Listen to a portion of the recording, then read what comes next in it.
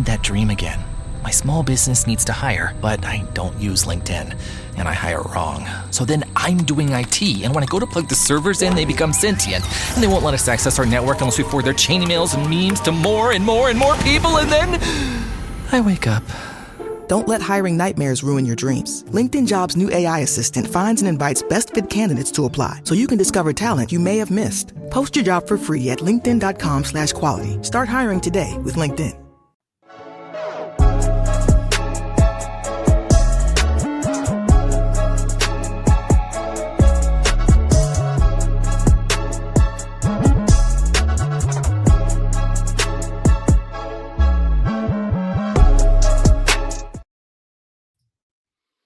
Hi everyone, welcome back to the Social Media Derby. We've got a great episode this week. All of us pretty much won, except for one terrorist down on the bottom right-hand side of your screen. But before we get into the football, for those of you watching on YouTube, please like, subscribe, drop a comment down below, share if you can. If you're listening on audio platforms, please subscribe, leave a 5-star review, all of that stuff, super helpful. And of course, disclaimer, it's all jokes. These views expressed in the podcast are just entertainment. If they're not football related, please don't. They don't reflect any of our opinions. But let's get into the pod. Big weekend for me. Obviously, no game during the week, so not really going to chat about that too much. But United, Liverpool. We're going to start with that game. I'm going to bring Razor back in. We're going to start with that game since it's my only involvement in the chat from my perspective. Khem, you better get your camera on real soon. But we're going to bring the neutral fans in first. United go to Anfield, get a 2-1 win. What did you guys make of the game? I'll start with you, Ayo. What was your opinion of the game on Sunday? Now you boys deserve to win. It was a good performance by United. I was surprised at how good you guys actually looked. Could have been up by, I think, a couple goals in the first half, and then when things could have got a bit touchy in the second half after they got their equaliser, you guys kind of held on, and it was a deserved win for sure. Obviously, Maguire coming to the rescue for you boys. I think you definitely lost your shape a bit when I think it was Diallo and Casemiro came off, and then you kind of changed your. Don't mean you changed your formation, but I guess the players that came on just definitely weren't the same. Didn't have the same impact, and that's what kind of brought Liverpool back into the game. But it was good to see. Obviously, both teams I do not like, but it was good to see Liverpool lose, and to see the continued demise of that team. And big Virgil again caught out another mistake. That is always something to inject into the veins, as they say. And we were treated. It was a good game to watch. Obviously, as the boys know, I made a comment in the group chat that kind of set people off a bit, but we don't need to go over that again. But it was a good game to watch, and I think it just shows that Liverpool's definitely got a lot of fragility right now. And you guys should be happy, man. For at least once this season so far, you guys should definitely be happy with that performance. Yeah, I mean, alongside the Chelsea win, sorry, Rhys, that's probably the best result we've had this season. But I'd probably say the performance anyway, from a United perspective, was definitely more impressive, despite what Slot's been whinging and bitching and moaning about in every single press conference since. I think we set up really well. And contrary to the XG and all the stats at the end of the game, which made it look like Liverpool absolutely peppered us, I felt like we were good value with the win. And of course, you have to ride a bit of luck, but if you think about the chances we had in the first half, Bruno hitting the outside of the post, Mount put one over the bar, from about 5 yards out. Mamadashvili had to make a couple of decent saves, and that was all, I think, pretty much before Cody Gakpo hit the post, and Liverpool actually had a few chances with Isak and stuff like that. So if you think about it, if we were a bit more clinical, we could have been 2-3-0 up and clear by the time any of the Liverpool kind of stuff happened. So, and if you think about it, from correct me if I'm wrong, guys, was it about 60 minutes that Slot went mad kamikaze and brought on the forwards and went 4-2-4? So I think that also had a big impact on how many chances Liverpool had after that. But because before that, I thought we were definitely in the game, if not edging it. What did you guys make of the first goal as well? Because there was a bit of complaining about McAllister head injury and should it have been stopped. before we get to Khem and get his no doubt biased view on it, Razor, Rhys, either one of you guys want to jump in? Do you think it should have been stopped, or do you think it was like a 50-50 call or pretty normal to allow it to stand?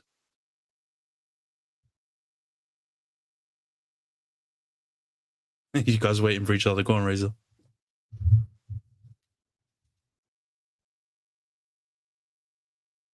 Can't hear you, bro. I don't know if there's something going on with your mic, but it's not working. Rhys, do you want to jump in, bro? What did you make of it? Do you think it was normal to give the goal, or do you think it was potentially a dodgy decision? I mean, no, I don't think it was that dodgy in the build-up of play. Yeah, I mean, but it on another day, different ref, might have been a different story. I think you sort of take those because they will probably even themselves out over the season. But yeah, I don't think Liverpool can be too disgruntled, if you ask me. Because the immediate reaction, Carragher was screaming about it. Right? I don't know if you guys watched with the comms on, but he was immediately going like the ref should have spotted it and was pointing towards that as kind of being a bit of a dodgy decision. I mean, Mbeumo also got smacked in that challenge, and he got straight up. So I could understand why the ref might think, maybe McAllister was staying down a bit longer to stop the counter. But obviously afterwards, you see he got absolutely totaled by Virgil, so he wasn't trying to fake it or anything. But I thought it wasn't that controversial. But what do you guys make of this chat around low block and long ball football? Because I think Arne Slot said it again yesterday after the Frankfurt game that finally they got to play a team that actually played on the ground and they could press them, and was kind of doing a Crimea River that they've had such a tough time against teams that aren't playing into their hands. Do you think he's just being a bit Jurgen Klopp salty, or do you think he's got a valid reason to say that? 100%. That's Klopp. That's the spirit of Klopp in the dressing room. Would you expect half these teams to come and actually play football if they don't have the ability? Like, it's just like it was stupid. So stupid. You're gonna play to your strengths. Let me pose the question. Yeah, I get it. Like some of the teams they played in this run, I didn't really watch loads of the Galatasaray game, but I can imagine they were probably a bit scrappier. For parts of our game, obviously we did have that as a tactic, but I wouldn't call it like prime Stoke and like proper trying to do bully ball tactics. It was clearly to win second balls and then like kind of counter off the back of that. But also, if you think about some of the chances I just mentioned, some of them, I think the Bruno one off the side of the post was like a 15-16 pass move where the ball didn't go in. It wasn't a long ball up in the sky and created by Kevin Davies football. And I know the winner for Chelsea against Liverpool was definitely the Esteval goal, was another move that was like 15-16 passes, really well worked. So I don't know, Khem, we'll bring you in on this because you're finally stop messing about with your deliveries and all that, so you can finally give us your salty point of view. But what do you think of Slot's press conferences? Because he's definitely been, I don't know, he's been a little bit less diplomatic than he's been in last season and some earlier games.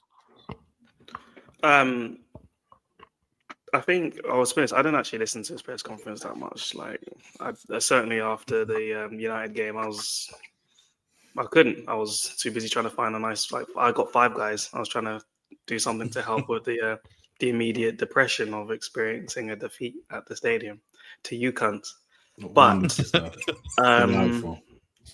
why? Yeah, Why? But yeah, I meant all four letters, capital, exclamation mark. Of all the teams, unlucky number 13 had to be them.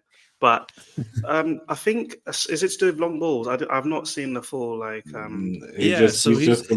statements and stuff. I think he keeps alluding to that. I think rather than admit that he's not been able to actually deal with teams that booed it, I don't know the full context. Maybe I don't know if there was a question exactly that he's just directly answering. So we have to factor that in when it's people's like second language as well. But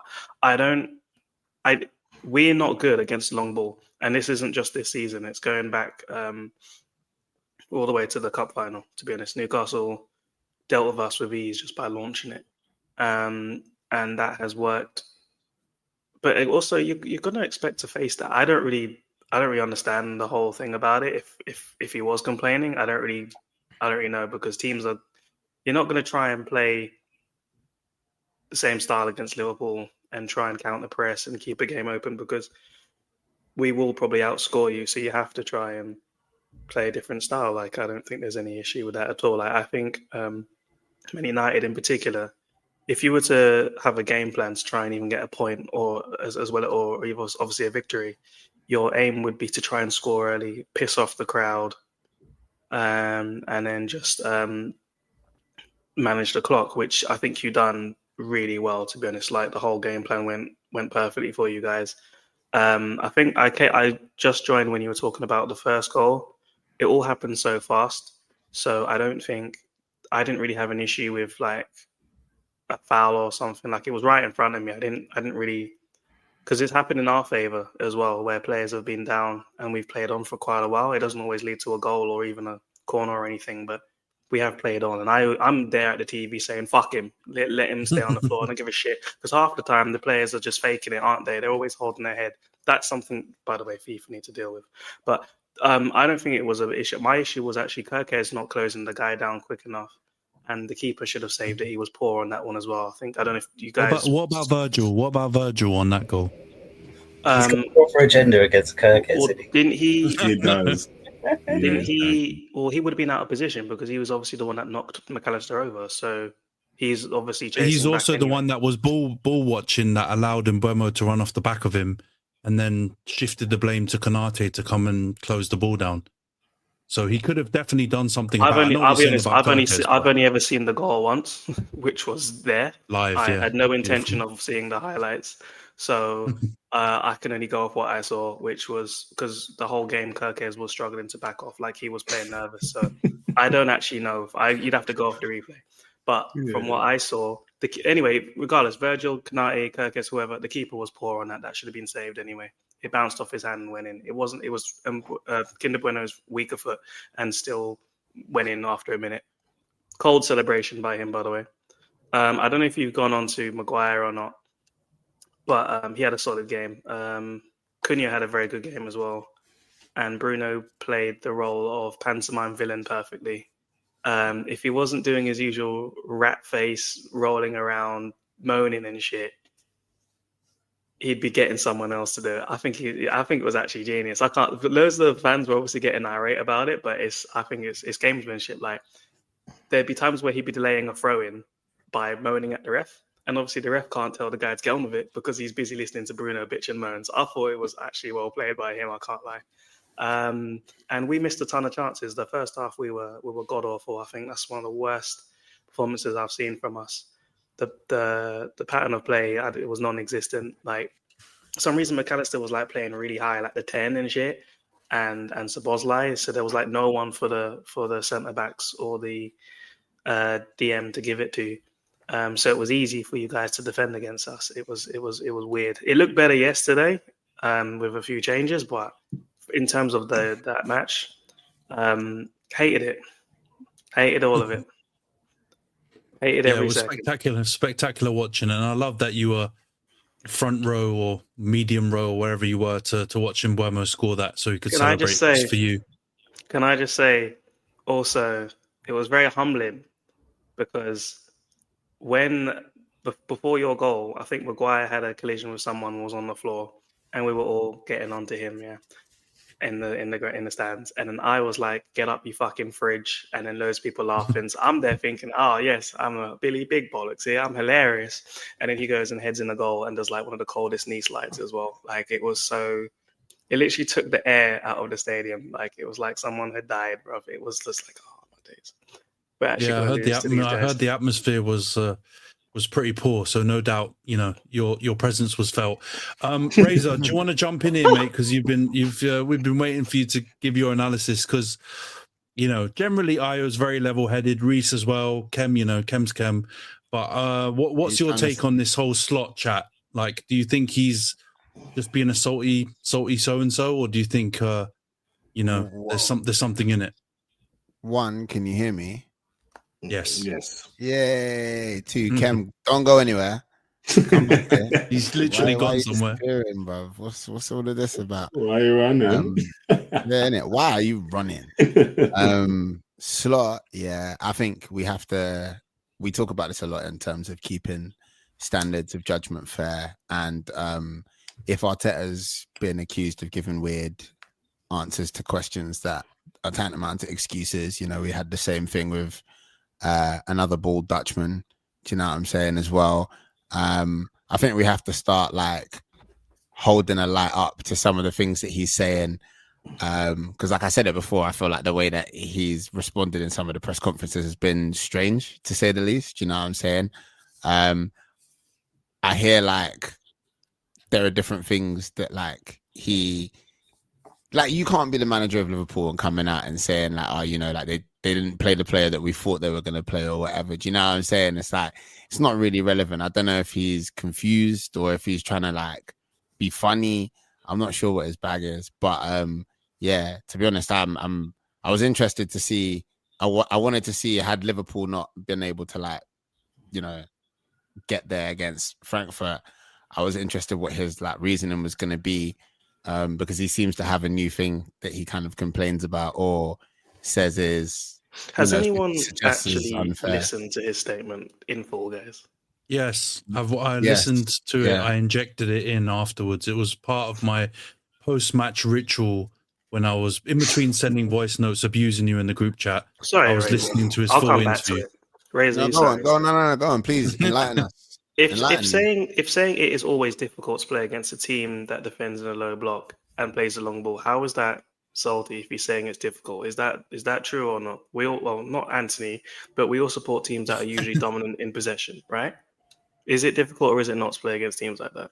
It's not really about whether it's difficult or not. That's what he said. Wait, no, hold on. Is that the level of analysis or insight or response required from a supposedly elite Premier League manager managing the champions who are losing a string of games? So he's basically like, if he's being asked what Liverpool's difficulties were, and he's saying they're in a low block, like they were playing in a low block, we had to play against. Do you, as a Liverpool fan, do you find that to be a satisfactory answer? I guess that's my question. Well, they did find it difficult to play against them because they only scored 1 goal. But we didn't play in a low block, though. We played in a medium block.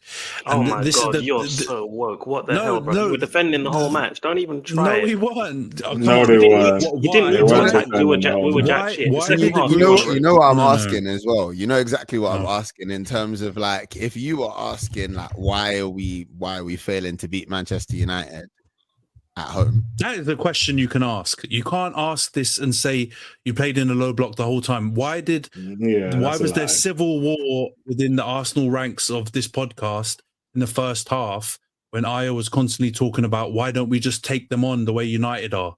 So let's not reframe how that game went because the last 20 minutes were more defensive because we had a lead. That's always going to be the case. If you're going into the last 20 minutes at Anfield, to start defend the lead. But when the game was actually there to be won and it was an actual contest, bro, we weren't peppering you. No one was peppering anyone, but we were definitely going for the jugular and attacking you at every opportunity that we had. So now at the end with the stats, you can go to Stato or whatever and look at Opta stats or whatever and see 2-point whatever goal difference or XG or whatever expected goals. But if you actually watch that match in real time, you'll know that all of that came when Klopp lost his rag and went 4-2-4 from 60 minutes. And then that game became a low block, long ball, battle for everything game. But before then, the reason why these guys were all fighting with each other in the group chat and distracting from the match almost was because United were actually going for it. So, and I'm pretty sure though. Then he clarifies it. He then clarifies it. Gone. No, wait. And to add, he also mentioned that he said, he expected United to play, I think, Sesko and play Sesko. And it's like, he literally is complaining about the fact the team has changed their lineup or formation against him. And it's all changed that, like, that just isn't it's like, do you not expect teams to adapt? Which is what Ray was saying when also, guys, quickly, Sesko has started 2 games this season. So this idea, even that is dumb. We've started Cunha up front in the rest of the games that we've had in the season. So as much as what I was even saying is true, a proper manager could have also predicted that we may not play Sesko because we played Cunha in all the other games up front. But no, it was, they've played Sesko for the last couple of games, Crimea River. Why are teams trying to do something different against us? It's if ridiculous, I'm honest, man. I wasn't happy with the team he put out anyway. So the whole game plan wasn't very good, regardless. So he's not going to turn around and say, "Yeah, I fucked it." He's going to turn around and say some bullshit reason, isn't it? Obviously, he's on the end of a 4th defeat in a row. But he does actually clarify that recently by saying he didn't mean any of that as a criticism. But I don't know why he's worrying about Sesko or any of these guys. You should just be focusing on your team and your setup because you're the home team. So I'm not here to defend any of those comments. I'm hearing these for the first time. But I agree with you. It's self-inflicted too, bro. It's self-inflicted too, right? Like, I wouldn't take that as crazy. Liverpool played a part in your loss in that game as well. Right? It wasn't play anything. They played well. You didn't play that well, and you were also super wasteful for the chances that you did have. Right? Some of them, obviously, like I think a lot of basically all of the Gakpo chances minus his goal and the miss at the end were actually quite low XG chances because he actually made them look like a bigger chance for all of the ones where he smacked it against the post. Yeah, they're like half chances or semi-decent chances, but they were not glaring, right? So he's done really well. But for the other ones, Salah's chance is a massive one where it looks like he doesn't know how to kick a football suddenly. The open goal header at the end is obviously a really bad miss. And then there were loads of like ricochets in the box in the late part of the game where hopefully you'd have someone with composure to do something. So there is part of it where I do think Slot is just deflecting his ass off, doing a Khem special and looking for stupid things to try and point to rather than saying, my team's not playing that well and I'm actually not doing a good job as a manager. Pretty much, yeah. I'm not going to disagree with that. All right, let's go on to the Frankfurt game real quick, though, before we go on to the other two teams that we'll analyse a little bit. I watched it for the most part. Didn't look like an amazing game, but it did look like you just cut them open. And I don't know if you guys have watched Frankfurt and any of the other Champions League games, but they look rubbish, man. Because you look like you could have smacked them for 10. Like you missed bare chances in the last 15 minutes. It could have been a crazy score. I won't get carried away with it because they, like you said, they won their first game 5-1 against a team that ended up beating us 1-0. And then they have subsequently lost 5-1 and then 5-1. So take the points and move on to the next one. I guess you're supposed to be beating a team that's incredibly disjointed like them. What I did like was the formation change where the midfielders played lower. It was nice to see the two strikers on the pitch together. And then kind of what it seems to be set out to use for the fullbacks to have the width. Frimpong went off injured immediately. His hamstrings, I think that's his second hamstring injury, and we're in October, so he's clearly, I don't know, it's not very good, is it? He's a fast twitch fiber kind of guy, and yeah. But Bradley had a decent game, so that was nice to see. And I'd like that to continue, hopefully, with the like us in possession. We weren't that great defensively in the first half. They were able to get at us a little bit, and obviously they still scored first anyway, and had a couple of chances. But we'll take it and we'll move on. I think there's a base to go with because this is the first time I've actually seen like what his ideas might be for this current team, because I've not seen it in any of the matches prior. So if this is the base that they can use to work with, then they can carry on with it. Whatever the results are, it's nice to kind of see what his intentions are with the team. I don't know what that means for Salah positionally on a regular basis. I'm sure he'll rotate, but yeah, they played well, some good goals, some set pieces as well. So maybe we'll have to dip into that for a little bit and try and emulate Harambal and get some goals from that. But yeah, we'll the next game's Brentford away, so that's probably a better judge of anything rather than Frankfurt. Yeah, Slot's going to be absolutely singing like a canary after that game because I will say, why are we playing so Wednesday and Saturday again? Because they did this before after the Atletico match. Yeah, they have us Wednesday and playing Saturday. You guys play Tuesday and Sunday. The That I excuses don't are get. coming. I The just want. I excuses just are want. already I just coming want to. already. And they're both away from home. I just want to get that out the way. I don't understand it. It's not good. It's shocking behavior, mate. You're the champions. Deal with it. Honestly. No. This is why he doesn't see a problem with the slot moaning, because it's just right off his own. That's off his own playbook. He's used to just whinging about everything. But yeah. Before we wrap up this Liverpool chat and go to the Arsenal thing, guys, do like people have gone big on Salah, right? After the United game, definitely I saw some crazy stuff being said about him. People have also gone pretty strong on VVD. Do you think this is them coming down the hill and it looking long for them going forward, or do you just think it's a bad patch? Good question. I'd say I think Salah's definitely. I think Salah's on the other side. I think you're seeing some regression there. Now he hasn't got the support, I guess, from the rest of the team. And then VVD, I just think it might just be complacency because he's been so good for so long. But yeah, I guess these mistakes, you just don't expect to be seeing them from him. But I think he's obviously still got that elite in him. But I think more so Salah might be more of a pressing issue. But it also could just be, it could be slot as well. It could be the tactics. So I just guess, and we're still only in October. Like, you could turn it around for all we know. So I think it'll be too hard to judge him right now. But I'd say Salah's closer to being on the other side of the hill than VVD is. Yeah, and maybe an element of it as well is they've been like positionally the best in the Prem for some time now, in terms of that has been the standard when you're talking about wingers and forwards. That has been the standard when you're talking about centre backs.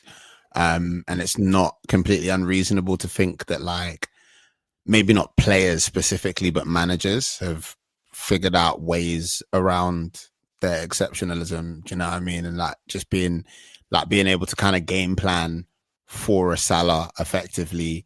And it's kind of, again, then it comes back to the gaffer in it. And, you know, like an Arsenal example is like Saka was doing his thing. Then we saw pretty much every single manager in the league be like, right, I want 2 of you, not three of you on him. Don't give him any room. Don't let him do that. And we've obviously had to get new personnel in, but then integrate them in a way that allows him to get more space to play. And I'm not sure if Slot's going to go down that route with Salah, or if he, quite reasonably, he could look at the amount of money that's spent in other areas on other players like Wirtz, Isak, Ekitike, and decide that he's going to set his new system up based on these investments that have been made for the future. And then Salah will rotate in and out, as Khem said. Yeah, I find it really difficult.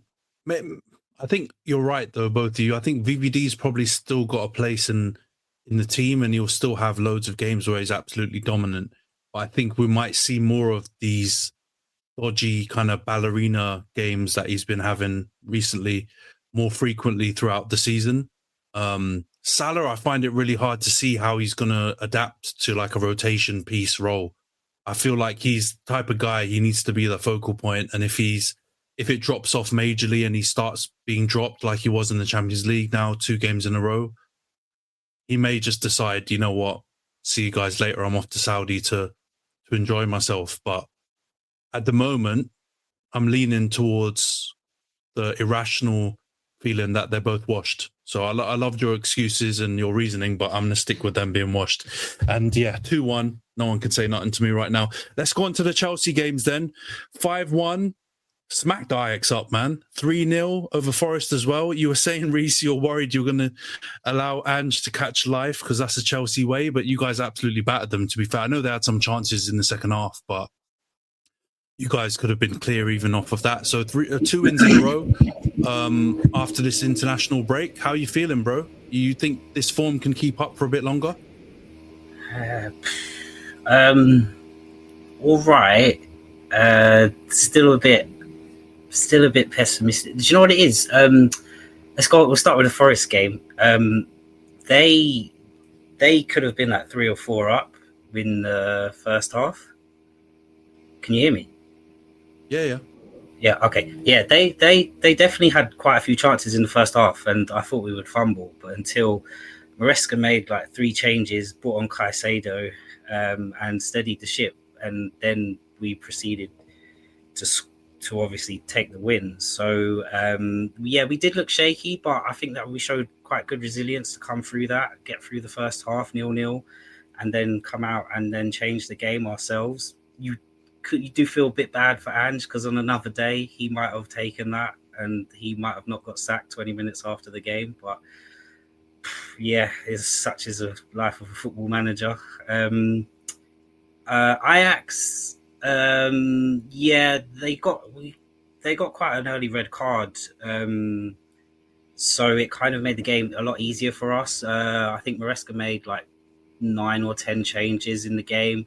Lavia got some good minutes in the tank. That was just a good game to build confidence going into the next game, Sunderland, and then we got Tottenham after. So yeah, it's looking good. I'm happier. There's definitely still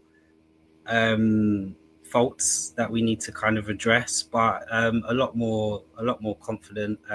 Esteval just looks better and better every game. You're going to hear me speaking about him on this pod, every pod probably, because he's just, yeah. Obviously, for every Rio and Gamoa, we've got about 100 of those. So yeah, you can just have, you can have the next one if you want. We'll give him to you as well. But yeah, that was a good game. Oh yeah, can I just mention, Khem, did you see Caicedo's long range goal effort?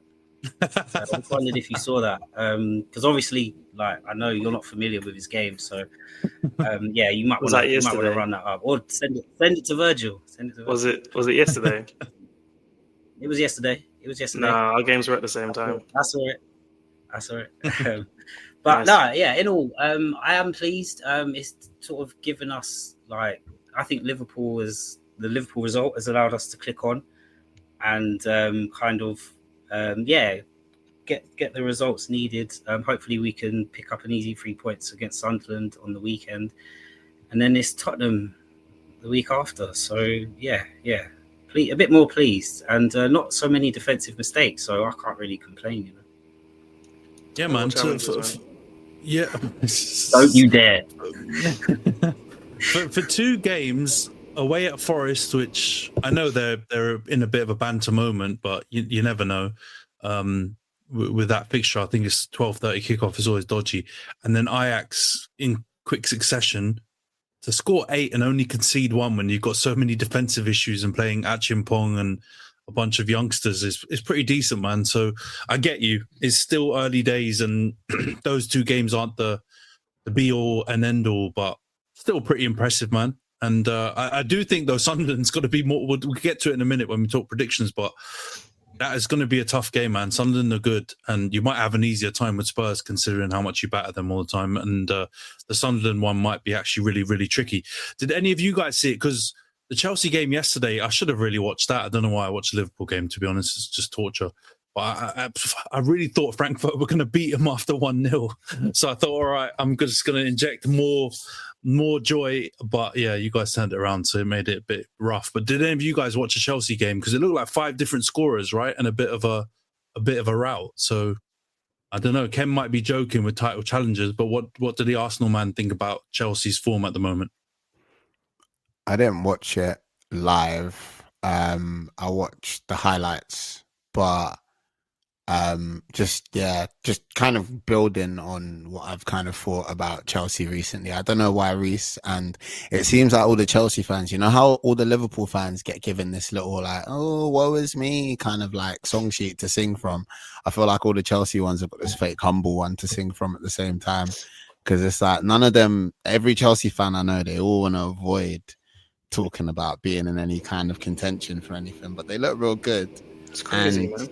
Whenever you're talking about like people's predictions for the top teams, Chelsea are always up there. They move about in the order, but they're always up there. So yeah, I think it just kind of built on the expectation, but like I do hear not getting carried away in the sense that like Ajax they're a side that Chelsea should be tucking away. Do you know what I mean? In my opinion. Yeah, they were awful. They did. from the time the red card went in. Oh yeah, it was just and from the time the red card happened, yeah, the game was over. Wout Weghorst tried to square up to Caicedo. I don't know who he thinks he is. Shit, Andy Carroll. Yeah, that was a good game for us, man. I still don't think we could be anywhere near a title race. I mean, I think there's only one favourite now. That's true. And who is it? You're wearing the shirt, bro. A certain manager. Say my name. Destiny's Child. Yours to lose. It's yours to lose, man. If I think I've said this a couple seasons, and if Arteta can't do it this season, then he's never going to do it. But real talk, if he don't do it this season, I don't know when you're going to do it. Am I doing it right, Khem? You must. You must. So, like, I know it's good. You like to deflect title challenges on us, but there's no challenges. At least you just get that. I get deflected quadruple on my ass. I've never seen anyone do it, but apparently we're the ones most supposed to. All right, we've got the perfect segue. Perfect segue into the Arsenal section then, guys. Fulham 1-0 on the weekend. Impressive win. Set piece, ole. It wasn't the greatest game, but I'll let you guys analyze it. But in terms of a neutral watch, it wasn't like a riveting game. That Atletico game, though, 4-0 at home. The first half was not amazing, but boy, the second half was. You guys turned it on. I know Gyökeres's goals were both, Sean scored it like the ugliest hat trick if he scored one off his arse, because it would have been his cock, his shin, and his arse if he scored with all of them. But he's still 4-0 at home to Simeone. Simeone's Atletico. 3 wins out of 3 in the Champions League, top of the league by 3 points.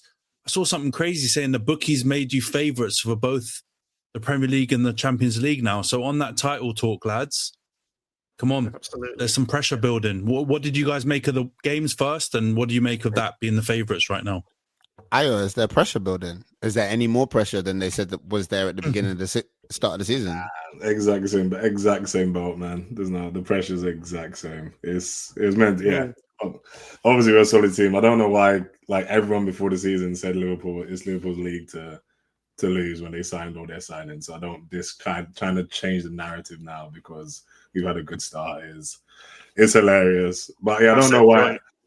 I don't know why we're favourites for the Champions League. We are. I think we're obviously one of the competitors, but I still think Bayern and PSG should still be favourites ahead of us. I would say, just based off like their pedigree but obviously, it's good. It's been. I don't think there's been many times an Arsenal fan I could say have been favourites for a Champions League and Premier League in my lifetime. So it's a nice feeling for sure. But now I think the pressure's.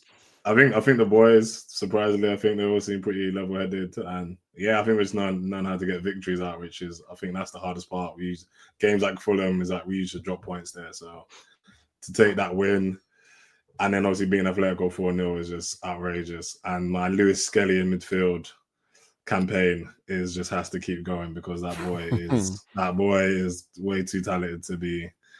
It's hard to. I don't know where he plays when he starts, but I need to see him in midfield as very sharpish because he's a special individual who needs to be playing football more regularly for us. But no, I think we're good. We're happy, and it's funny how set pieces are okay when you're from Scousland and you score a couple goals from there. But when you're from North London, it's all everyone wants to hate the set pieces. You know what I mean? It's a funny old world. When everyone else we don't commit GBH when we. I'll get out of here, man. Don't hear none of your talk, mate. We're talking right now, all right, mate. But it was good, and I think being Atletico at home was always gonna be a hard game, but we made it look a bit simple, which is kind of new. And yeah, I think everyone was like predicting Harambo and a very defensive game, and we completed the opposite. So I think it's always good to prove people wrong. So yeah, happy days as an Arsenal fan right now. We need to clip that up. Happy IO. No complaints. just joy. Razor, you got nothing to argue against, bro. What did you make of the games? I mean, you can argue with Khem and the bookie stuff. I mean, it's not even like, it's not an arguing thing again. I think obviously the expectations and some of the commentary on Arsenal, like I kind of mentioned it, has really been about, I think when people talk about us you even said it kind of like not being fun to watch from a neutral perspective. I think people like kind of confuse that with us being like the game not being run in the way that we want it to be run, but they say that we're trying to play boring football, because I feel like we had similar approaches to games that we've won 1-0, like we did against Fulham, and games that we've won by bigger margins, which is kind of like suffocating the game and like taking over in that way that we do, and letting our like kind of like our systems and our passing and like letting the players like move around, overloading the defense, kind of confusing them in terms of who their man is. We're doing that. It's just that some teams, you know, like a Fulham, are incredibly well drilled and disciplined and will not give up a lot of space. And then some teams, I don't know, I did expect Atletico to be kind of, I get what people are saying in terms of the expectation of the game, but like it was 0-0 at half time. Do you know what I mean? Yeah, half of that game was a ramble. The first I half don't even rough. think it was a ramble. It was that there were chances, there was movement. I think it's just like we play in a way that suits us clearly in terms of how we're doing. Do you know what I'm saying? And I think there's always a way that people would prefer to see in terms of football. And I think it's interesting to see, because I think I said this time ago, I said this in preseason. I was like, do people care more about, it's funny, I think I asked Ayo this actually. I think I said, do you care more about how the football is played or the results? And man was like, I want to see beautiful football, but the results make man smile. It's the problem, man. It's growing up on Wenger, man. Wenger got me loving beautiful football, but obviously we played beautiful football and lost a lot of games. So I'm trying to find that sweet spot. And as long as it's a tough one. It's tough. Yeah, man. But yeah, not a lot to complain or argue about over these sides at the moment. Just good times, and you know, roll on the weekend and all of that, you know, 3-point collectors and that, you know what I'm saying? But in terms of like all of the like, it's Arsenal's league to lose and that, we all know where it is, you know what I mean? Like we all did this discussion, like when we were supposedly like the only time people wanted to give us credit in terms of being favorites for the title before the season started was all like, you got your striker, is it Arteta's last season, like you bought another defender. So do you know what I'm saying? It's like people wanted to like sort of be like, these are all the reasons why you can't flop.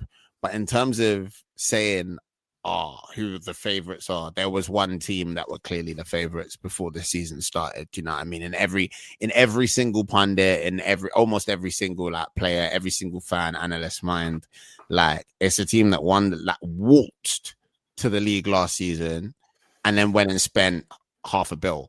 So right now the season is underway, and there's no point in me being like, but you man are supposed to, and the bookie said it's fine, innit? All we can do now is do what we've been doing, which is playing games week to week. We're gonna analyze our form, and then at the end of the season it's gonna come together. Do you know what I'm saying? We know better than anyone else you can be top of the league for bare game weeks and not win the league. Do you know what I'm saying? So I'm not even like gassed or anything like that. But as I've said before, certain man, they love bucking the smoke. No. When you said bare game weeks, did you mean like 200 and something days or whatever it was? Why are you talking? Frankfurt gave you confidence. Brentford might have something for you, bro. The parade gave me confidence. Brentford might have something for you. They do. You didn't think United would have something for you, and they had something for you, innit? I didn't expect anything from them. I'm not gonna lie on that one. You went halfway up the country to be the Hater Harold meme, the pain in your eyes. Hey, you can't at them going to games, right? That's one thing. No, that's true. But may I also add? No, wait. I can at you. It shouldn't take.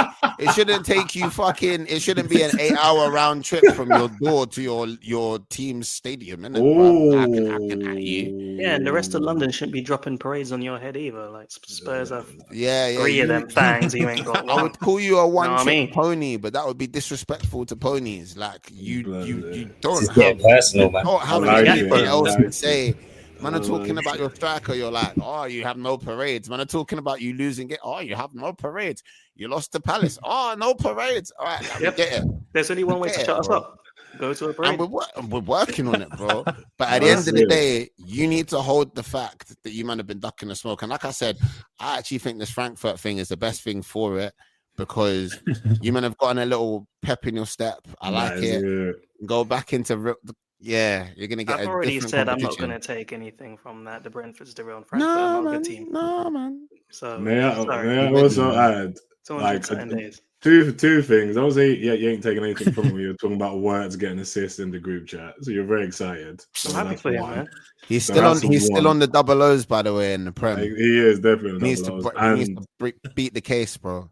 And two, I think I did say in preseason that City are going to be a lot more dangerous than people think, and so I don't think it's very wrong to write off City's title challenge anytime earlier, and I can see them picking up a lot of form, which is stop shaking. Yeah, I'm not shaking. I'm just aware. You can borrow my onesie.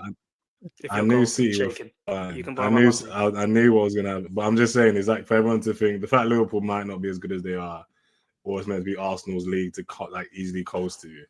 I think it's ridiculously naive because obviously Man City are going to come back. We're trash, man. Why are we talking about Liverpool again? Actually, this is meant to be the Arsenal segment. Can we talk about Arsenal? I'd like to give you guys some credit. Can we talk about how Pastor Timber is taking the entire league and apparently half of Europe to church with him? He's balling out. He's baptizing guys on the wing. It's crazy. Does Calafiori have a position? We don't know. Find out next week on Arsenal Ball Z. Like, what are we saying, bro? Auxiliary striker, bro. He's an auxiliary striker from left. And we may also have the best. We may also have the best centre back in the world currently right now because Gabriel Magalhaes is an absolute player. Broski, how He's an absolute player. And you see the screenshot of him from the Atletico game, where there's 5 men trying to mark him on the corner. That man is a problem. He's a and problem. Khem was trying to laugh. Khem was trying to laugh at us last week in the special segment that a couple of you man missed when we all said Gabriel, and he was acting like it was despicable. He's a superstar, man. That segment was just outrageous. Do you know? You guys played really well against Fulham. Can I just say a quick one because I did actually watch that game. That is a tricky game, like Ray said. Like away to Fulham, they're well drilled. Marco Silva is a really good coach, and they'd have been really amped up for that.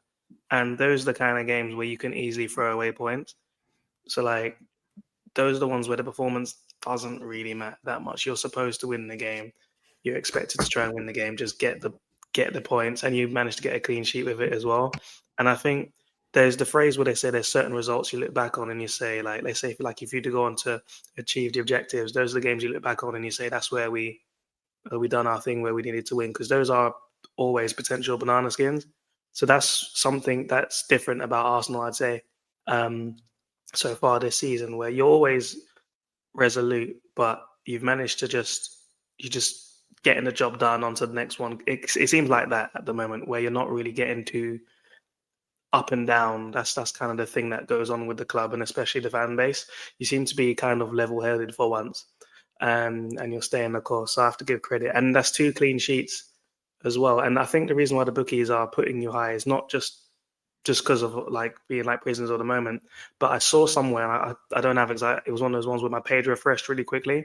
But at the Emirates, you guys don't even concede goals. I don't know, like the last year or year and a half, like you've played X amount of games and you've not actually let in any goals. So I think that's why you've been propelled up the charts in the Champions League anyway, in terms of the bookies, because teams are going to have to try and pepper you at their own ground because they're not getting anything at yours. So that's why. Yeah, I don't know. A whole year that seems like a very booky stat, but maybe I did see some stuff about you guys not conceding shots or something. I heard something about like the other. I think it was it Atleti or the Fulham game? Like I think it was the Fulham and the game before that. Yeah. First time a team's ever not conceded a shot on target or something like that. Ridiculous. The defense is scary, man. The defense is scary. I still think going forward, you got like things to work on. Like Saka's obviously Saka, but Gyökeres, I know he scored a couple goals. But he's hair, bro. Wait for him. Wait on it, bro. He's hair. But you know what? We should talk about Martinelli. I want to talk about Gyökeres. Can we talk about Gyökeres briefly? It's your last 9 games. You haven't conceded in your last 9 Man games. tried to show us the phone. That's crazy. With bright light on.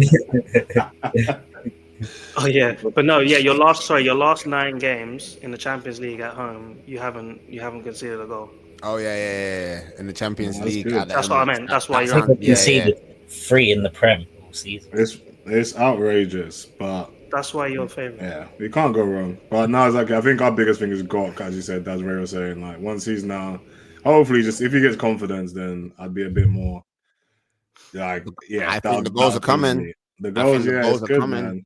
I think everything that we've seen, like the goals are coming, and it's kind of like what I referred to earlier when I was saying like we were overloaded in terms of relying on Saka, and you saw like when Saka wasn't there, like our attack was impotent. You would have like people going up into space. Even when Saka was there, if Saka has the ball, if you got like a Havertz or a Marino, they're not going to run into that channel. Odegaard wants the ball on the end of the box. Havertz wants that cut back. Declan Rice wants the ball on the edge of the box or arriving late. We didn't have anyone who was really stretching and pushing defenders, always like fighting, wrestling with guys, going for it. And even when Havertz had his best form for the club, arguably it was when he was doing a bit of that. And all the goals were, well, everyone was saying they were shit goals. Like he was scuffing them, just like pushing people over, bundling them into the net. You know what I'm saying? So it's genuinely having that force there. I think he's unlocking. You want to talk about Martinelli. And I think one of the reasons why Martinelli looks a lot better is because we've got a much more balanced, like sort of approach to attacking now, because we're not letting teams put 2, 3, 4 players in the channel and just clog up where Saka is. And I think a large part of that is down to Gyökeres. And it's making everyone else look better and play better. And I think when he starts getting his bookie goals, dick to Gyökeres and whatever else, yeah. When he starts getting them bookie goals, yeah, that's a sign that it's gonna start clicking. Do you know what I mean? He was on a drought. He's come off the drought now. He's gonna play a little bit more relaxed. I think he's gonna score this weekend, lads. I think we got to give credit to Martinelli as well, though, because I do think he's upped his game beyond that. Like some of that goal he scored against Atleti, first time finish. I think this season in general. But you know what's annoyed me more? He's been good. Really you know good. What's annoyed me more about that Martinelli finish though is he had the exact same chance last year against PSG and he bottled it. And so I'm glad that he's improved on it. And I'm glad that obviously that he knows how to finish those chances now. But I think that's what made me. Maybe it's a confidence thing. Maybe he just feels a bit more at ease now. There's not much pressure in being the starting left winger. But yeah, he's looked good, man. I think the bench is definitely giving him a bit more. Maybe not humbled him, but maybe he's giving a bit more fire in his belly down. That when he has to play now, he's got to turn up a bit more. He's got to make sure he has an impact. So competition. Exactly, man. That's what this team can do for you. Yeah. That's what the team needs, man. Exactly. Like it's not to the level of Chelsea where you've just got 4 or 5 people fighting for a position, but they're fighting for a job. Yeah, the job is on the line. They're fighting to supply the bomb squad. So I think Martinelli, man, that's still true. You got to give him props for what he's been doing for us, and yeah, the finish was sublime. But I think again, MLS that was all him as well. So yeah, no, we can't. It's not bad. It's not bad over North London for now. It's a good time. Book annual leave in May.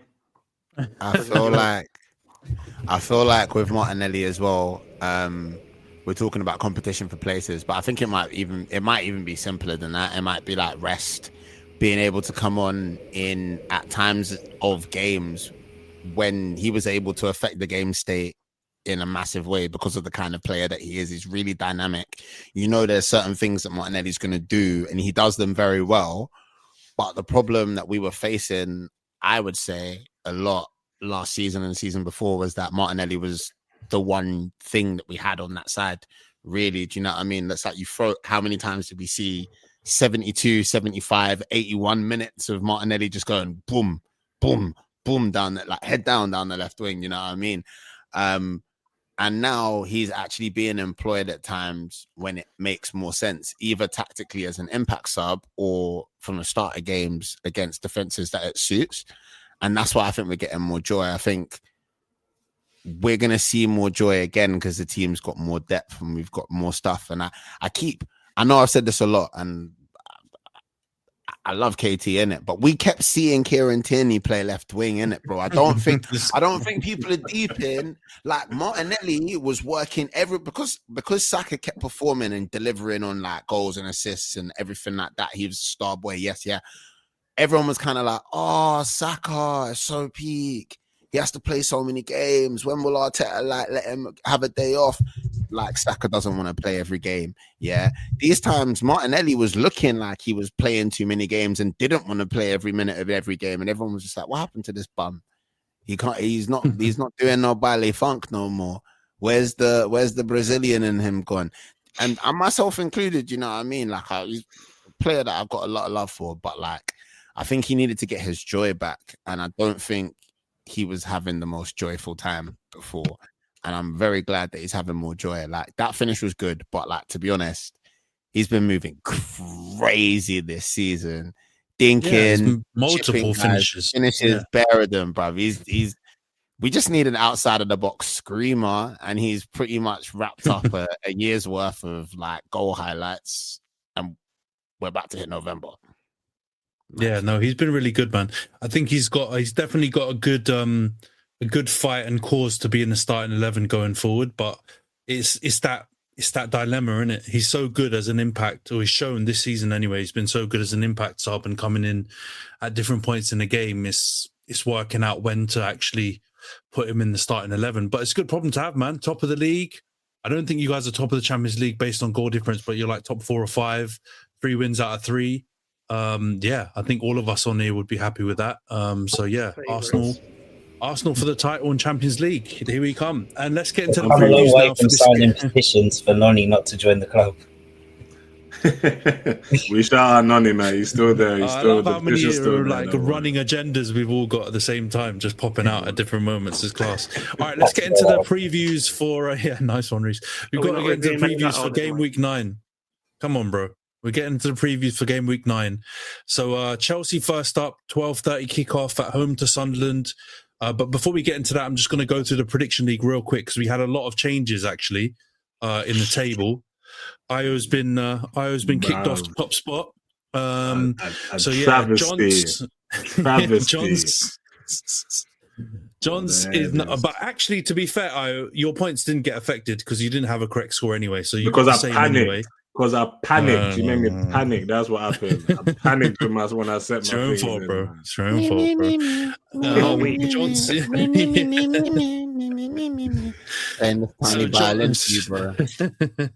Johnson's first now. He's got 31 points, 5 correct scores. Io, you're still in second, so you're in touch and distance, 30 points, 5 correct scores.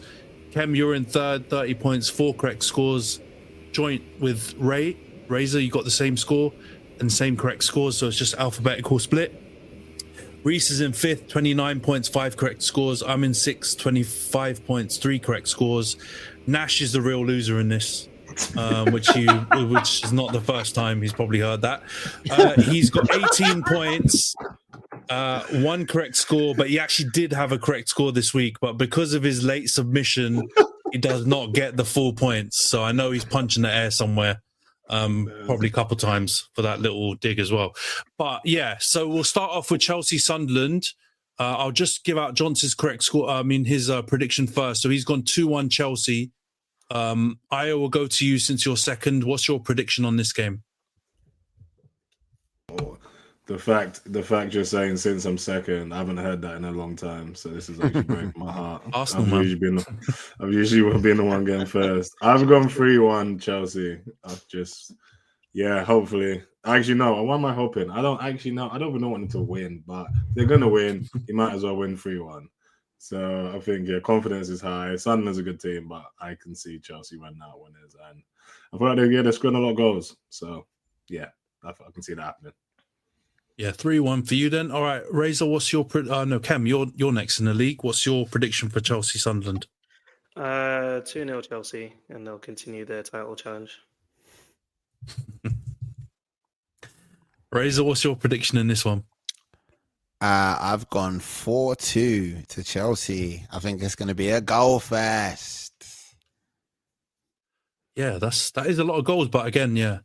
I'm predicting big bozo moments. I think Sanchez has got minimum 1.5 bozo moments in him tomorrow. Yeah, take the over on that. You know what I'm saying? Rhys, what's your prediction on this one as well? And obviously, as a Chelsea fan, how do you think it's going to go?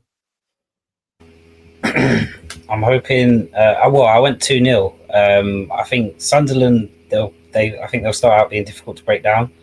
But I think once the first goal comes, Caicedo banger. Then I think we'll finish it off with another goal. But I think it'll be difficult. I don't think there'll be that many goals, but I'm hoping one goal conceded in the last two. So hopefully we can keep up the solid defence. Fofana had a good game yesterday, so maybe if he's available, he might be able to play. So yeah, I've gone 2-0. Maybe Mark Guiu as well. What a player. You don't even know about him, but I'll tell you soon. Didn't you loan him out to Sunderland and then brought him back? Yeah, because Guiu Derby. Yeah, custody for Guiu. All right, so you've gone 2-0 in the end. I've gone 3-1.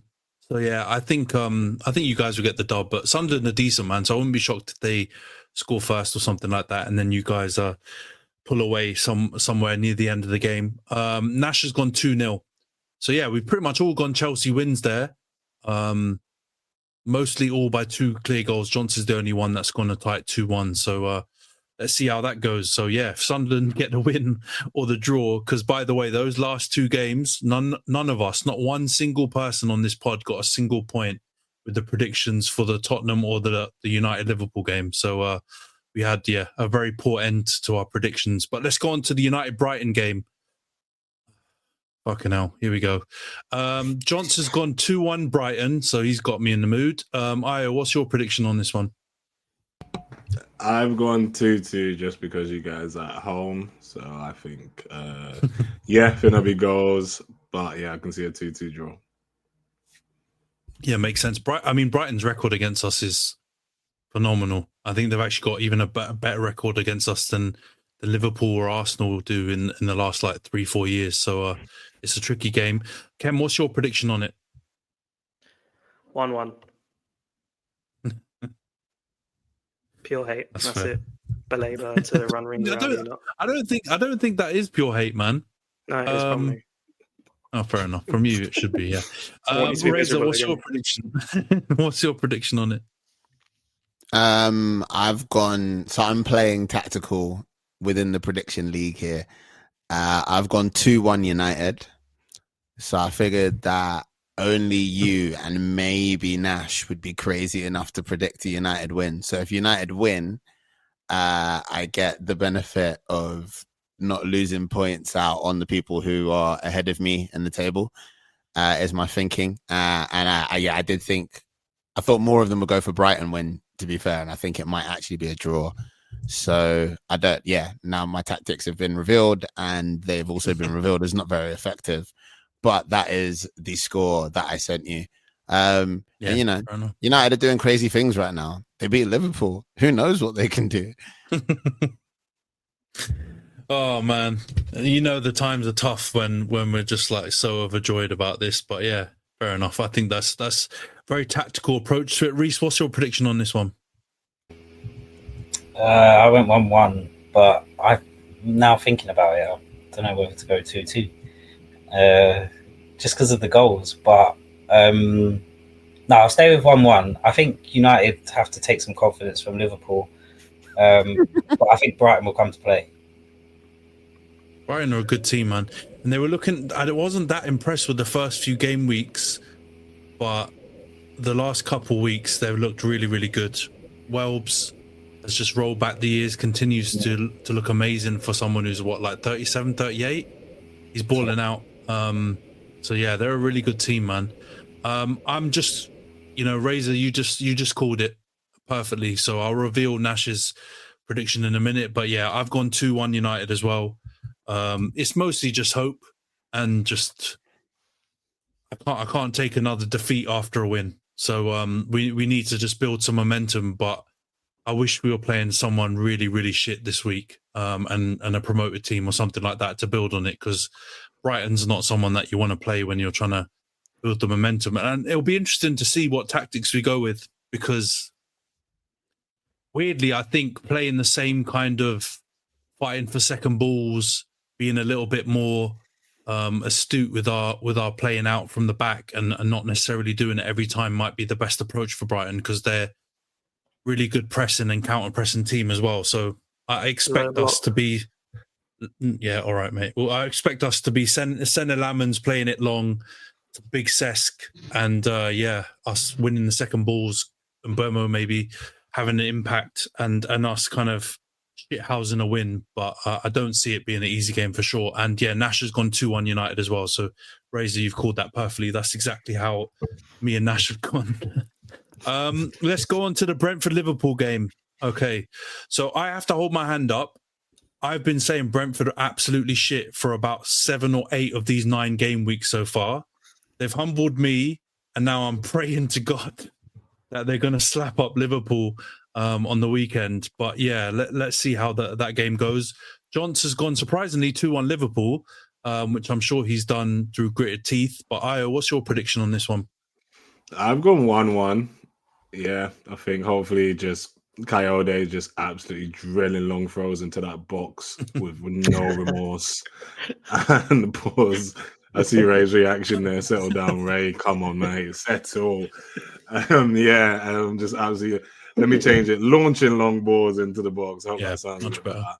Launching long balls into the box from those throw-ins. So I could see that causing some problems. So hopefully 1-1. I think Liverpool definitely score, but I think confidence is a bit still low. So yeah, hopefully 1-1.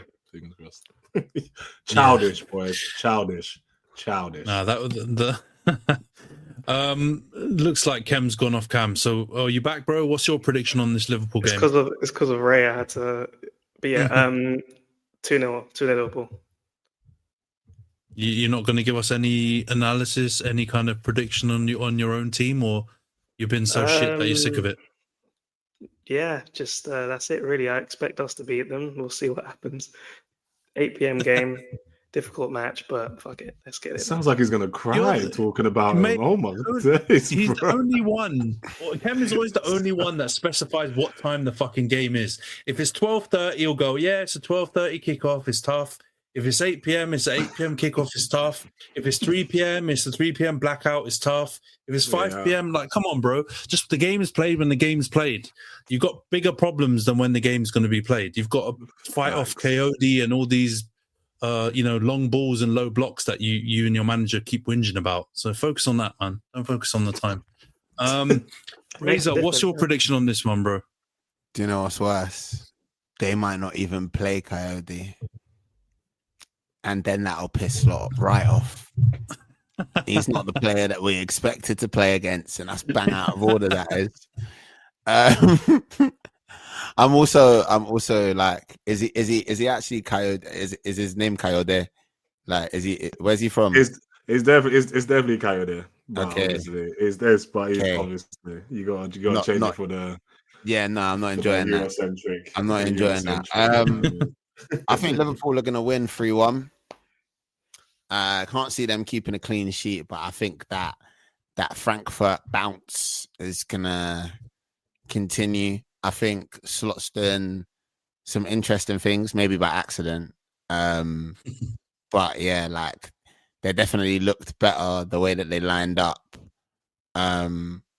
yesterday. And like Brentford are out here, but like Liverpool's not going to be a game that they've got earmarked for key to their survival. Do you know what I'm saying? So I think they're going to go and kind of take what they're given, and I think it's up to Liverpool to kind of dictate that they're not given much, which they can do. But I can't see them keeping a clean sheet.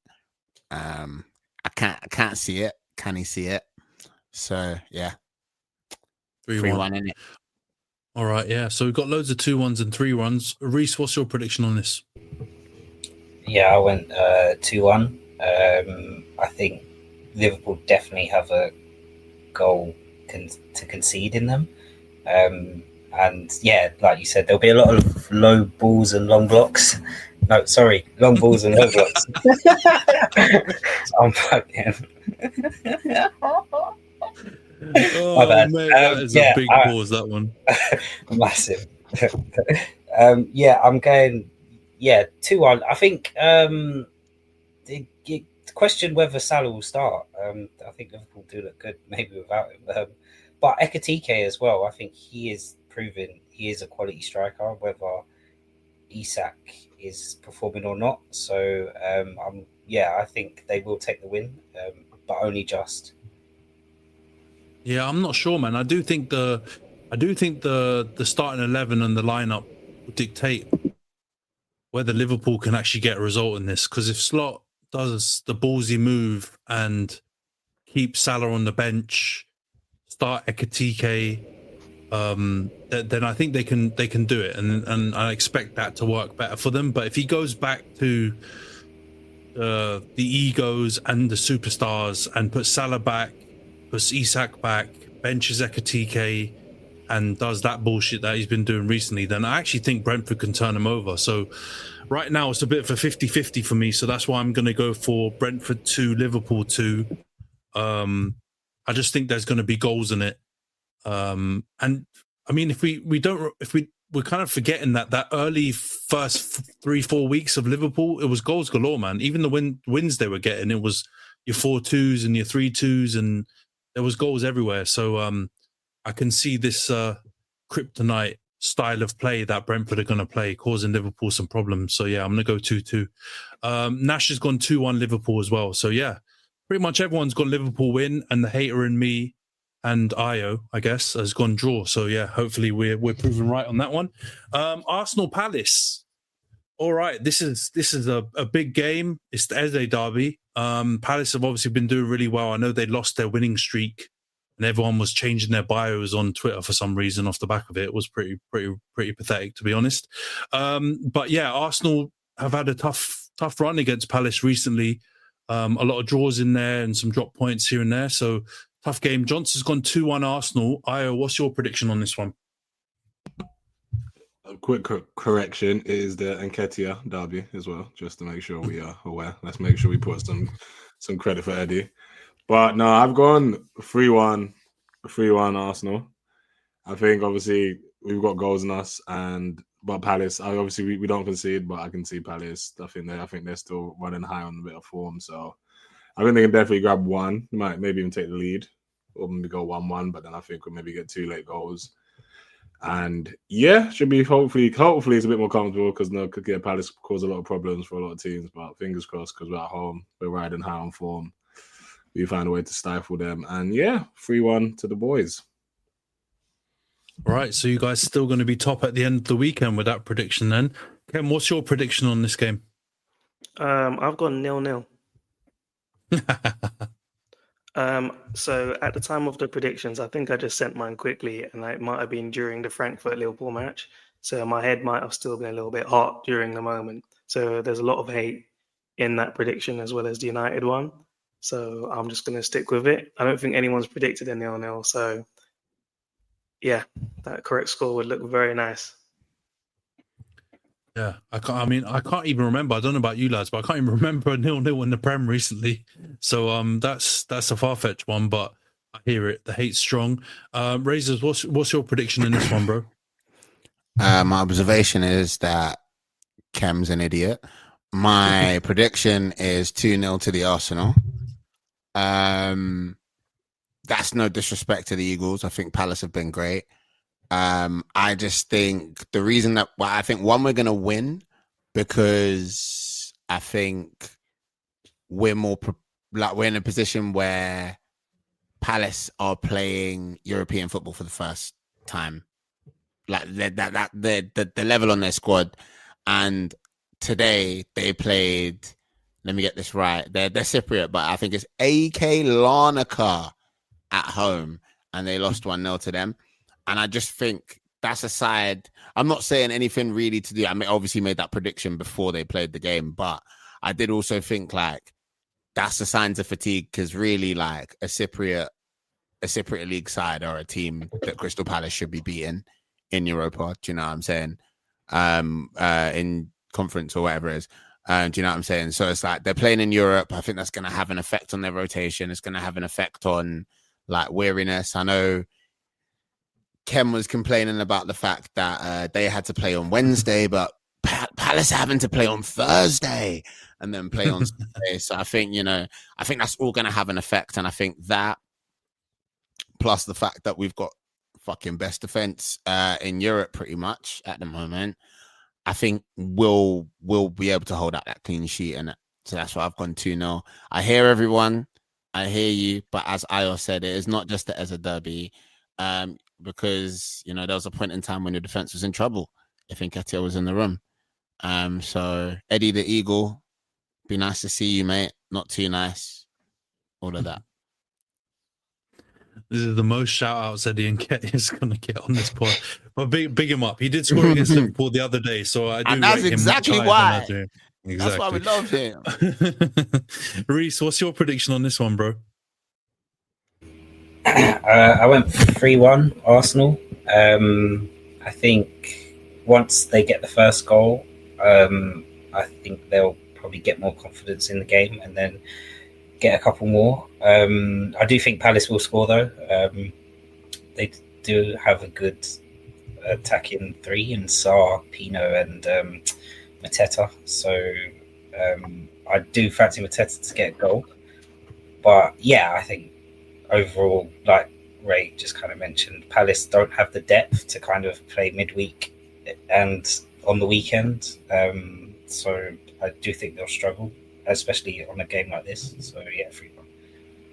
So do you guys know if Palace actually played quite a full strength squad in this Europa conference or whatever it was? I'm trying to see, but I can't even see it. I would imagine for them to lose to a Cypriot team, no offense to Cypriots out there, but you would expect them to rotate quite a bit, no? They played Munoz, Lacroix, Gahey, Lerma, Hughes, Mitchell, Sarr, Pino, and Mateta. And yeah, like the substitutions came late. Do you know what I mean? Like we're seeing so they went for it. 60th minute, 71st minute, 87th minute, 71st minute. Do you know what I'm saying? So it therefore doesn't. It was their first. Whether it was like a big game or an important game, or they were looking at Arsenal, the league, or whatever, it was their first home game, I think, in the competition. I'm not sure about that, but I think it was their first home game in the competition. So you want to win in front of your fans. Do you know what I'm saying? That's what those European nights for. That's what that competition is about. Do you know what I mean? Bringing European football to more sides, more fans getting to enjoy that. And yeah, I can imagine like Palace are a very proud, like sort of club and fan base. They're going to want to win that game. And it looks like they tried to win that game and they nearly managed to get like some points. And yeah, I'm surprised at that though, man. I think people underestimate a lot of like. I think the other thing is, again, it goes back to what we say about like some of the quote unquote big six clubs in Europe as well compared to the other leagues. How much effort do you? I haven't looked it up, but how much effort do you think AEK Larnaca put into the 3 fucking like games that they had before Palace? Do you know what I mean? This is definitely the highlight. They'd never beaten English opposition before in Europe before today. Do you know what I mean? So this is this, and they got to play in England. Like this is probably like the maddest thing in the world for them, and it can happen to any team. That's the glory of like football. That's what the FA Cup's so famous for, isn't it? So, no, yeah, Palace are a great side. You know, repeatedly clapping the cheeks of the English champions. Do you know what I'm saying? But yeah, you can never count any team out on their night in Europe, and I think that's why it means so much, and that's why it's so special when you do have those nights. I presume Larnaca just played a low block and loads of long balls. And then just they probably changed a striker or two, and Glasner's whinging about it as we speak. But my prediction is £200 million worth of striker in your squad. I can't believe you're complaining about low blocks. It's pathetic. It's disgusting. It's disgusting. They didn't even exist either. And 150 million attacking midfielder to go with it. And apparently Handsome Gravenberg, the best. You should be well equipped for a low block. It's disgusting. Shameless. Yeah, no, shameless. It is shameless, yeah. But it's all right, man. We battered them, so they've got enough to hold. I've gone Arsenal 3-1 Palace. Yeah, I think they might score. And Mateta generally does really well against the good centre backs of the league. Like he's generally, finds a way to actually get a really good game against them. So I think he's the danger, and then Pino and Sarr running off in the channels. It seems to be a really good. I mean, did you guys see that Mateta had a higher XG than like most teams in the league in a single match just by himself in that game, and he missed a sitter in like the last second of the game as well. Otherwise, he could have had 4. So he's definitely crazy in form. So I think that's what it takes. It's going to take to score a goal against this Arsenal defense is a striker in that kind of form. Otherwise, no chance, man. So, but I think you guys will be strong. Way too strong for them in terms of the result. So I've gone 3-1. Nash has gone Arsenal to win 3-0. So, he thinks clean sheets on that one. So, I think we've pretty much all gone for either 3-1 or, a big Arsenal win. Let's quickly wrap up the last 2 games then. So, we've got Man City going to Villa. Johnson's gone 2-1 Man City. Ayo, what's your prediction on this? Yeah, I think I've gone 2-1 City as well. I think, Haaland's in form. I think he'll grab some more goals again. And City, they're going to be on our heels as they are already. Yeah, it's looking like that, man. I'm going to have to, again, hold my hands up on Cities and all my claims before we played them. As if the result wasn't bad enough, but I was calling them absolutely shite and all kinds of stuff. And now that was wild. That's going to be bad. I'm going to be happy. I'm having to do that all the time. We did our I was hating.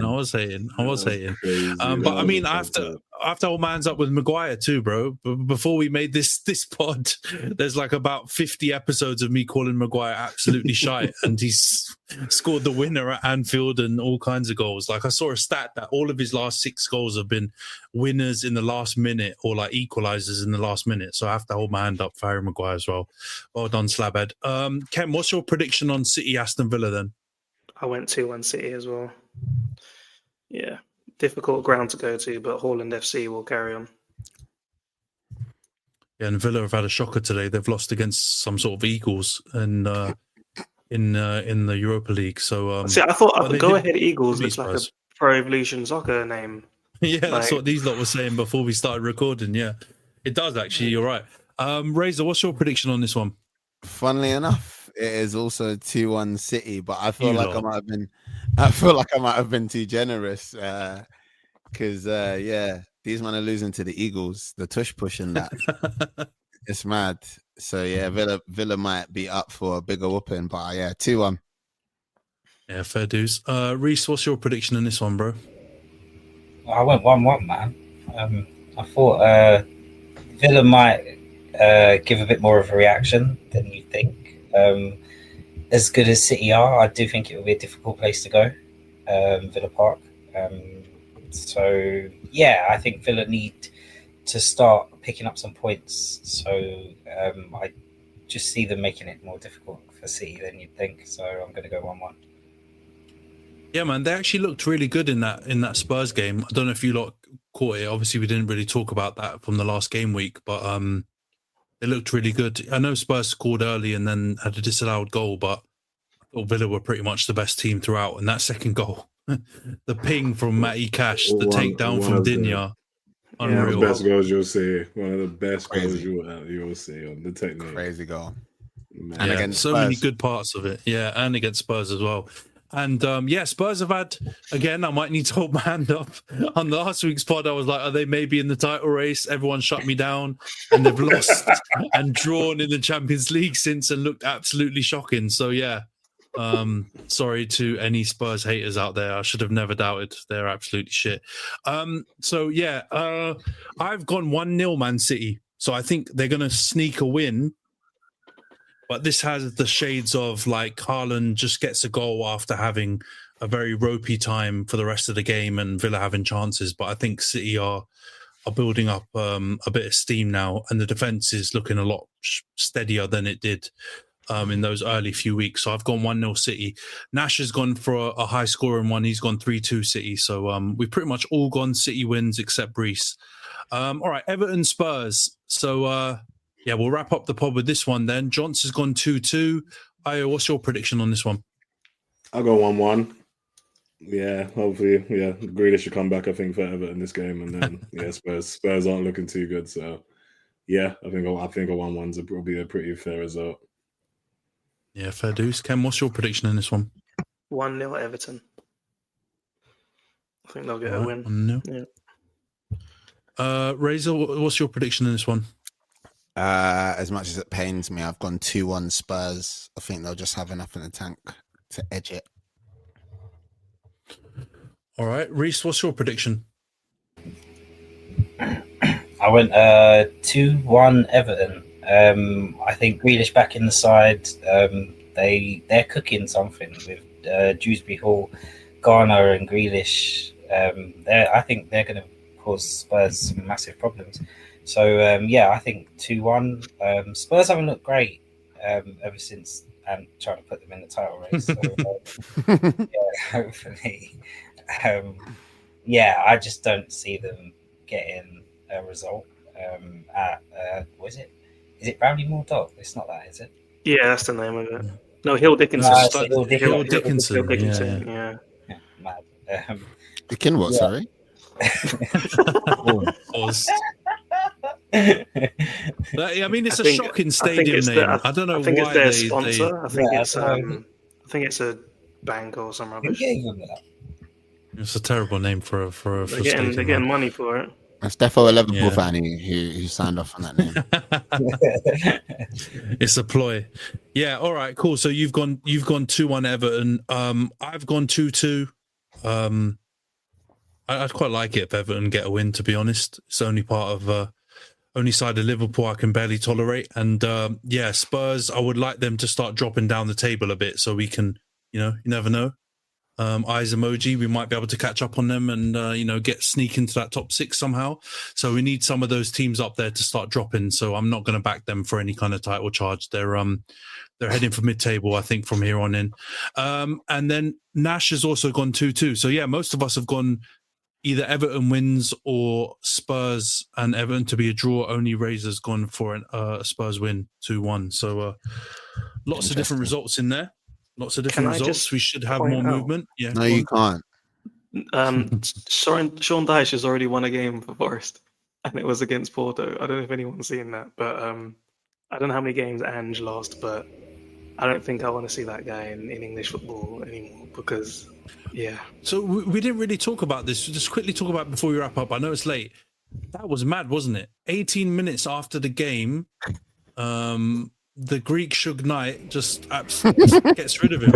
He's done. And he's just like breaking news, Sky Sports News, Andrew's gone. Like, I don't think he was even out the stadium and they sacked him. What do you guys make of it? I think Marinakis left at 60 minutes and fired him by text, apparently, or something like that.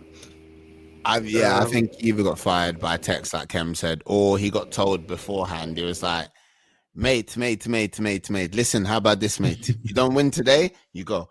Because I was watching the broadcast at the end of the game, Ange got on the pitch and he did the teary-eyed walk around. He was waving. He was clapping the fans that stayed to the end of that. Like, yeah, he looked like he knew he was going. He's got 7 mil though. Yeah, he's 7 mil, did you say? Yeah, he got paid handsome. Yeah. It's crazy. It's a bit of an I think it's more embarrassing for Marinakis than what it is for Ange, because it's such a change in transition of football. Like, I don't think Marinakis understood it. It's not going to happen overnight, especially during a Prem season. He didn't even get a pre-season. So I think Ange can leave kind of with his head held high, but he's still going to have, obviously, those opinions about his style of play. But I think it's more of a reflection on Marinakis and his trigger-happy kind of style of ownership. He owed someone 7 million and paid it through Ange. The things that's even sad for money laundering. The things that's even sad. They were saying that like he didn't even get a chance to like since he's got there for I think 9 games or something. Like not 1 week did he get to have the players because there had been like 2 international breaks in between. So he literally just had no chance of implementing any ideas in that team. So yeah, it's sad for him. I think it's tough. I think it's a bad look. But yeah, Marinakis, I don't think he cares about how I don't think he cares about PR whatsoever. That guy he does not care about how his club didn't he looks. snitch Gary on Palace as Neville's well still to banned. get Europa Yo. League? Khem, add allegedlys to any allegations you're about to put forward, right? Because I don't want to see a big Greek shadow appear anywhere in the background of any place that I am going Be a forward. very So big please shadow, add that's for allegedly. Yeah, But no, I think they all come out stinking from this. Marinakis doesn't look like far from the greatest chairman, and Ange hasn't won a Premier League game in like 8 months, right? With this stint and the last Tottenham one, so highly unlikely he's going to get another good Prem job. And obviously Marinakis is just looking terrible. The PR stinks, and he's just looking even worse than he did before. He'll get a job in a lesser league though, like somewhere else. It might go back to Scotland or go back out to Asia or something. But the Prem dream's over. I can't see another Prem team taking him on after this. It's so embarrassing, man. I think he's like the second shortest stint as a manager. No chance. I'll send you a good meme of him in the Liverpool garb though as the next Liverpool manager, because apparently he was a Pool fan growing up. So that's coming in the future. Look forward to that, Khem. But One final thing, go on, bro. Before we wrap. An actual observation was just that I found it quite fitting that Khem spent most of the past 10-14 days watching his team get fried. So he decided to come wearing exactly egg and bacon onesie or whatever to the pod, and I love that. More, he's letting into it. I respect. Yeah, more visual arts in the dress code in the future, please, Khem. I love it. Fair point. Yeah, he's actually ducked it because enough times passed. The vim that I had on Sunday, Monday, even on Tuesday has definitely died down by now. So well played, Khem, kind of longing out the pod selection for the date, and you've survived. But Old Trafford soon come. We'll slap you up again. And on that note, we'll wrap up the pod here. Thanks everyone for joining, and we'll see you guys next week.